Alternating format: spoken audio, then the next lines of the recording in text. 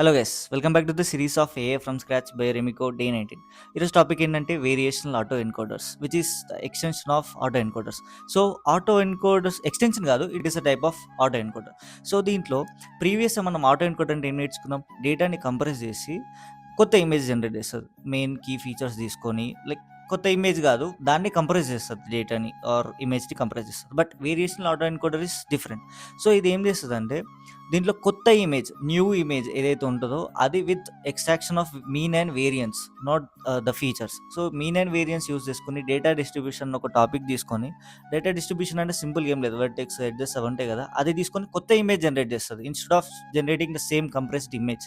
So this is how ఏమంటారు మన variational autoencoders work. Simple చెప్పాలంటే దాంట్లో కంప్రెస్ అవుతుంది డేటా, దీంట్లో కొత్త ఇమేజ్ జనరేట్ అవుతుంది. And same like GAN but different ఉంటుంది. నెక్స్ట్ టాపిక్లో మనం గ్యాన్ నేర్చుకుందాం. Thank you.